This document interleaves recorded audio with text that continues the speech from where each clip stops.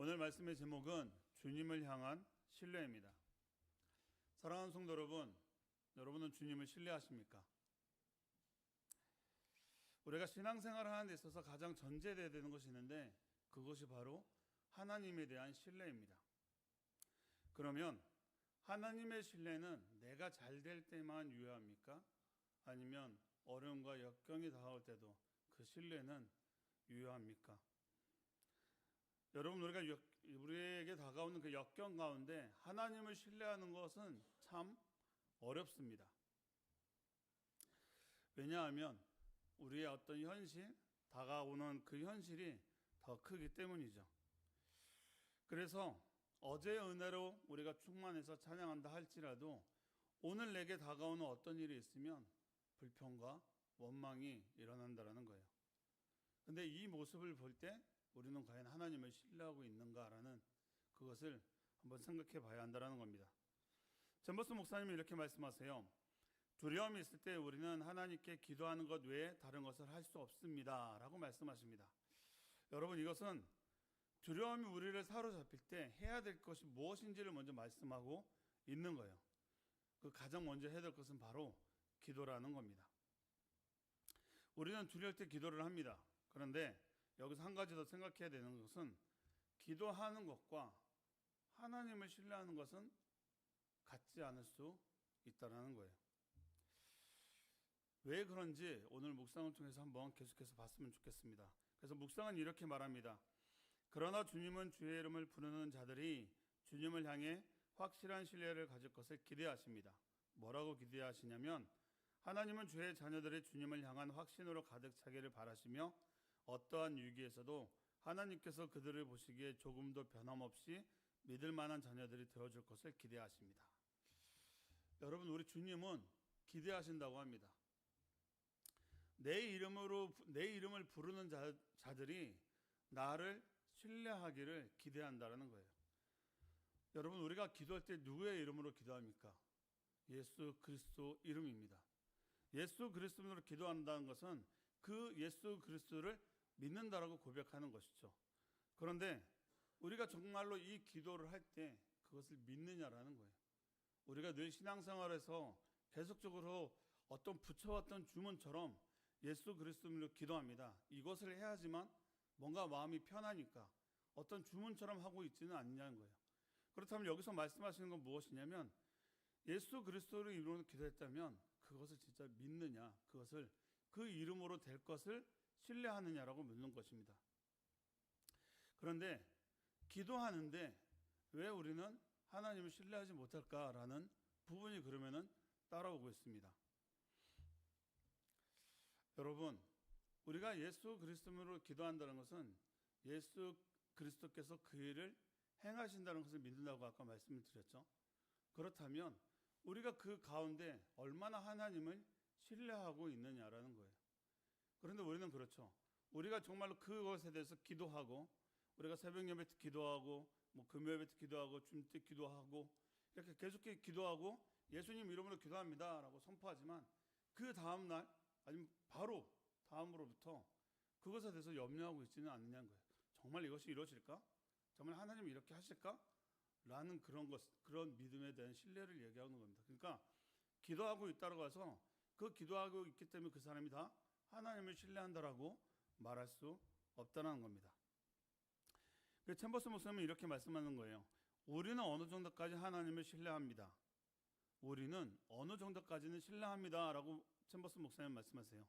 이 말씀은 내 상식에 이해되는 부분까지는 신뢰한다라는 거예요. 내가 이해되는 부분. 그런데 이해되지 않는 상황이 왔을 때는 갸우뚱한다는 거죠. 정말 이런 일이? 그래서 어떻게 말하냐면 마치 하나님을 알지 못하는 사람처럼 공포에 빠지고 어쩔 줄 몰라 하며 유치한 기도를 드립니다. 여기에 중요한 표현이 있습니다. 하나님을 알지 못하는 사람처럼. 여러분들은 이런 사람들을 본 적이 있습니까? 아니면 내가 이런 사람이 돼본 적이 있으신가요? 오늘 말씀의 제자들의 기도의 모습이 그렇다는 거예요. 주여 구원하옵소서, 우리가 죽겠나이다 라고 제자들은 기도합니다. 그런데 그들의 기도의 내용을 보게 되면 결론이 벌써 나와 있어요. 내가 죽겠나이다. 기도는 하고 있는데 벌써 내가 죽겠나이다. 기도를 한다는 건 내가 살고 싶어서 하는 거잖아요. 근데 기도를 하면서 나는 죽겠나이다 벌써 결론을 내놓고 있다는 겁니다. 왜 그러냐? 예수님보다는 그 상황이 커져버렸기 때문에 그 예수님이 보이지 않는 거예요. 그런데 그 예수님이 지금 어디에 계세요? 제자들과 지금 배에 같이 타고 계신다는 겁니다. 그럼에도 불구하고 자신들의 상황이 더 크다 보니 예수님이 보이지 않았다는 거예요. 그러자 예수님이 그들에게 말씀하시죠. 어찌하여 무서워하느냐 믿음이 작은 자들아 라고 말씀하십니다. 제자들은 상황이 너무 커서 그 예수님을 바라보지 못했다라는 거예요. 그러면 우리는 어떤 기도를 해야 되느냐? 우리가 하는 주님께서 원하는 믿음의 기도는 상황에 묶이지 말고 그 상황을 이끄시는 주님을 바라보라. 그 주님을 신뢰하라고 말씀하고 있는 겁니다. 여러분, 우리도 이런 상황이 오면 당황할 수 있습니다. 그런데 그 순간 주님을 향한 우리의 확신이 얼마나 분명한지가 드러난다는 거예요. 그렇다면 여러분, 하나님께서는 왜 이런 상황 가운데 우리의 믿음을 드러나게 하실까요? 우리를 정죄하기 위해서입니까? 아닙니다. 하나님께서는 내 안에 있는 그 믿음의 부족함을 드러내셔서 그것을 보게 하시고 그것을 하나님 앞에 드리기를 원하시기 때문이에요. 하나님을 온전하게 신뢰하는 사람으로 세워가기 위해 그 과정을 통해 우리의 믿음을 어린아이 믿음에서 장성한 믿음까지 가기 위해서 우리에게 그것을 보이게 하신다는 겁니다. 여러분, 그렇기 때문에 우리에게 반복해서 찾아오는 그런 어떤 상황이 있을 때 왜 또 이런 일이 일어나는 거야? 라고 말하기 전에 생각해야 합니다. 그리고 오히려 질문해야 합니다. 하나님, 이 상황을 통해서 내가 무엇을 하기를 원하십니까? 라고 질문해야 한다는 것이죠. 내가 이해하지 못하는 그 순간에도 하나님은 여전히 나와 함께 하시기 때문이에요. 묵상은 이렇게 말합니다. 믿음이 작은 자들아, 제자들이 이 말씀을 듣고 또 실패했구나 라고 생각하며 얼마나 큰 고통 속에 있어야겠습니까? 우리 앞에 어떠한 미래가 펼쳐지더라도 주님을 완전히 신뢰하기만 하면 얼마든지 주님의 마음에 기쁨을 드릴 수 있었던 기회들이 있었는데 그 기회들을 놓칠 때마다 우리 마음속에 오는 쓰라림은 어떠하겠습니까? 잠버스 목사님은 그 제자들의 마음을 좀 표현하는 것 같아요. 그래서 오늘 본문 말씀을 그래서 말하고 있죠. 믿음이 작은 자들아. 그런데 이 말씀에 대해서 조금 더 앞에 말씀을 볼 때 우리가 이 말씀을 좀 더 이해할 수 있습니다. 마태복음 8장 24절 25절에 이렇게 말씀하고 있어요. 바다에 큰 놀이 일어나 배가 물결에 덮이게 되었을 때 예수께서는 주무시는지라 그 제자들이 나와 깨우며 이르되 주여 구하나소서 우리가 죽겠나이다.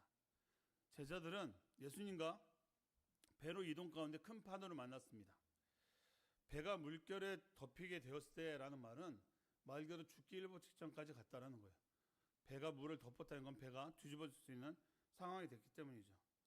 그런데 그 배에 지금 누가 같이 함께하고 있느냐라는 것입니다. 주님이 함께하고 계신다는 거예요. 그런데 제자들은 죽겠다라고 말하고 있습니다. 그런데 여러분, 생각해보면 이 상황 가운데 주님이 주무실 상황일까요? 그렇지 않다라는 겁니다. 그런데 왜 주님은 주무실까요? 거기에는 주님의 의도가 있다라는 겁니다. 이유가 있다라는 것이죠. 이 상황을 우리의 상황으로 한번 적용해 볼까요? 여러분에게 이해되지 않는 그런 상황들이 일어났을 때 그 상황을 주님이 아실까요? 모르실까요? 주님은 아십니다. 모든 것을 아시는 분이시기 때문이고 모든 것을 주님의 뜻대로 할 수 있는 분이시기 때문입니다. 그런데 그럼에도 불구하고 내게 지금 이 상황을 허락하신 것은 거기에 하나님의 의도가 있다라는 거예요. 그것을 묻고 있습니다. 그럼에도 불구하고 나를 신뢰하느냐? 제자들은 폭풍 가운데 처음엔 자기의 의지를 발현했을 겁니다. 말 그대로 전직 어부가 몇 명인데, 그리고 그 바다는 그들이 늘 있던 곳이었습니다. 그러니 자신들에게도 그런 일들이 계속 일어날 수 있었겠죠. 그렇기 때문에 자신들의 의지를 가지고 해결하려 했을 겁니다. 그런데 그것을 할 수 없자 보인 것이 바로 예수님이었다는 거예요. 그러면 우리가 마태복음 8장에 나오는 말씀을 보게 되면 예수님의 배에 이르기 전까지의 행적들이 있습니다. 어떤 일이 있냐면 예수님께서 나병을 고치시고 백부장의 하인을 말씀으로 고치시고 그리고 베드로의 장모의 열병을 고치시고 또 그런 소문을 듣고 찾아온 많은 귀신 들린 사람을 고치시고 많은 아픈 사람들을 고쳤습니다. 우리가 어떤 기본적인 상식으로 본다라고 하면 이것은 이해되는 일일까요? 어떻게 사람이 이런 일을 일으킬 수 있지? 이해되지 않았을 겁니다. 그래서 더 예수님에 대한 기대들이 제자들에게 있었겠죠. 그런데 막상 배에 타서 풍랑을 통해서 자신들이 어려움을 겪자 그 주님은 바라보지 못했던 거예요. 그 많은 일들을 해결하신 주님은 바라보지 못했다는 겁니다. 그래서 묵상은 또 이렇게 얘기하고 있습니다. 인생에는 폭풍도 없고 위기도 없이 그저 인간들의 최선을 다하기만 하는 데 있습니다. 그러나 위기가 오면 우리가 누구를 신뢰하는지를 당장 드러냅니다. 만일 우리가 하나님을 예배하고 그분을 의지하는 것을 배워왔다면 가장 고통스러운 위기를 지나면서 주님을 향한 신뢰를 잃지 않을 것입니다 라고 말씀하세요. 우리가 아까 좀 전에 표현에서도 그런 얘기가 나온 것처럼 제자들이 정말로 자신들의 의지를 꺾고 예수님께 그것을 부탁했을 때 우리를 구원하소서라고 얘기했을 때 그런 표현이 있었죠. 우린 또 실패했구나. 그리고 그 쓰라린 고통을 맛볼 것입니다라고 챔버스 목사님 말씀하세요. 여러분 이것은 우리가 겪는 일입니다. 우리는 실패할 수 있다고요. 그런데 그 실패 앞에서 우리가 그것을 두려워하고 그래서 하나님을 신뢰하지 못한다고 하면 하나님 더 기뻐하지 않는다라는 겁니다. 왜냐하면 우리는 이 모든 상황을 우리가 하나님의 목적, 이 과정 가운데 있다는 것을 알아야 하기 때문입니다. 그런데 하나님이 이끌고 가는 그 과정은 우리가 넓은 길로 가서 할렐루야를 외치는 길이 아니라는 겁니다. 그렇지만 우리가 하나님을 믿고 그 신뢰함 가운데 걸어가게 되면 그 좁은 길에서도 우리는 할렐루야 외칠 수 있다라는 거예요. 여러분 믿음의 길은 좁습니다. 그러나 그 믿음의 길 가운데 우리가 주님을 신뢰한다면 우리는 그곳에서 찬양하며 우리는 기쁘게 할렐루야를 외칠 수 있다라는 거예요. 마태복음 6장 24절에 보게 되면 우리가 어떻게 주님을 섬겨야 되는지를 분명히 말해주고 있습니다. 이 말씀을 한번 좀 찾아볼까요? 마태복음 6장 24절.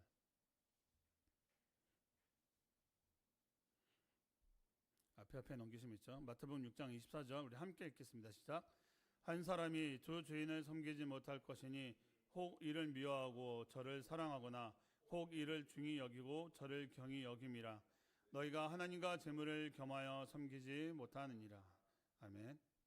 한 사람이 두 주인을 미워하거나 사랑하거나 중히 여기거나 경히 여기거나 하나님이냐 재물이냐. 여러분 우리도 결정해야 합니다. 하나님을 신뢰할 것인가 신뢰하지 않을 것인가. 중간은 없다라는 거예요. 오늘 말씀 뒤에 27절에 이렇게 말하고 있습니다. 그 사람들이 놀랍게 여겨 이르되 이가 어떤 사람이기에 바람도 바다도 순종하는가 하더라. 이 말씀을 보면 뭔가 놀라서 얘기하는 것 같지만 오늘 묵상에 비춰볼 때는 이 말씀이죠. 믿음 없는 자가 되지 말거라. 주님은 우리와 늘 함께 하십니다. 오늘 이 묵상을 통해서 제가 그 말씀드리고 싶은 것이 하나 있었는데, 그렇다면 우리는 어디까지 하나님을 신뢰해야 되고 어디까지 하나님께 맡겨야 하는가라는 부분이었습니다. 이 부분을 묵상을 할 때 저는 저희 가족들이 생각이 났습니다. 저는 제가 그 어려움 가운데 하나님 앞에 순종하면 우리 가족은 당연히 빨리 그 믿음의 사람들이 될 줄 알았습니다. 그런데 제가 교회를 다니기까지 걸린 시간이 10년이 걸렸고요. 저희 어머니가 세례를 받는 시간이 그 이후로 또 10년이 걸렸습니다. 하나님은 제가 신앙생활을 하면서 정말로 빠른 기간 안에 내가 이 어려운 시간에 정말로 거짓말을 하며 교회를 섬기고 거짓말을 하며 교회를 나오는 이 열심이 있기 때문에 우리 가족에 대해서 기도할 때 빠른 어떤 전도의 길을 열릴 줄 알았습니다. 그런데 그렇지 않더라고요. 정말 그 어려운 가운데 교회를 다니는데 허락받는 데만 10년, 교회를 다녀오겠습니다 라고 말할 수 있는 거기까지가 10년, 그리고 어머니가 세례를 받는까지 그 또 10년. 근데 그것을 봤을 때 하나님 왜 이런 기간을 주시나요? 왜 어머니에 대한 계획은 이렇게밖에 없었을까요? 라는 생각이 들었지만 이 묵상을 통해서 하나님은 분명하게 말씀하시더라고요. 그 기간은 어머니를 다루는 시간이 아니었다. 너를 다루는 시간이었다라고 말씀하시더라고요. 이것이 신뢰입니다. 우리가 하나님을 끝까지 신뢰할 때 여러분들이 지금 기도하고 있는 그 가족들이 하나님 앞에 돌아오는 건 하나님께 맡겼을 때부터라는 거예요. 근데 어디까지 맡겨야 되느냐? 하나님이 그것을 인도하실 때까지 우리는 그것을 맡기고 그것에 대해서 우리는 기도하면 되는 것입니다. 그런데 그 믿음이 흔들릴 때 거기서 일어나는 모든 그 요동침과 그 어려움은 우리가 감당해야 될 몫이라는 것이죠. 말씀을 마무리하겠습니다. 여러분, 하나님을 신뢰한다는 것이 무엇이겠습니까? 신뢰한다는 것은 아까도 말씀드렸지만 내가 이해할 수 없는 상황 가운데 하나님이 누구신지를 믿는 것입니다. 내가 지금 왜 이 상황에 있는지 알 수 없어도 나를 이곳에 두신 하나님을 알고 계시기 때문에 그것을 믿는 것입니다. 제가 정리한 표현 중에 좀 좋은 표현이 있어서 이건 좀 읽어드릴게요. 여러분, 신뢰는 감정이 아닙니다. 나는 하나님을 믿습니다라고 말하는 것으로 끝나는 것이 아니라고요. 신뢰는 선택이고 순종이고 기다림입니다.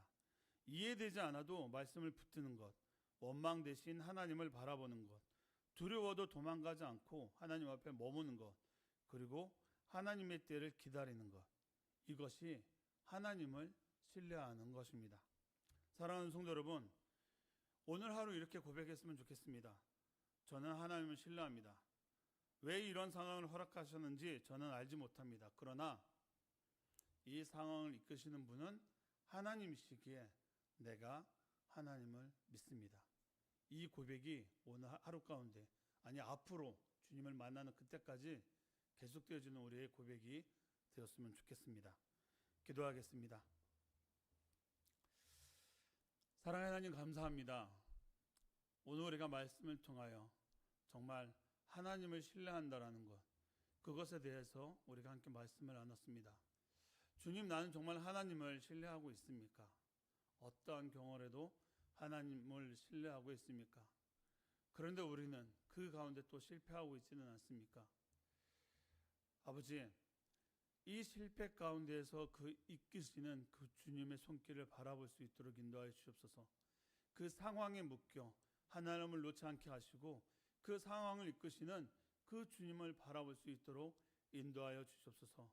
주님, 우리 가족들 가운데 아직 하나님을 알지 못하는 사람들이 있습니까? 그런데 그 시간이 길어져서 내가 포기하고 싶은 시간이 있습니까? 아버지, 하지만 그 시간은 그 전도를 위한 그 가족이 위한 것일 수도 있지만 그것을 이끌고 가는 나를 다루시는 하나님의 뜻이 있음을 우리가 그것을 바라보게 하여 주시옵소서. 그렇기 때문에 정말 하나님을 신뢰하는 그 마음이 우리 안에 가득 찰 수 있도록 인도하여 주시옵소서. 예수님 이름으로 감사하며 기도합니다. 아멘.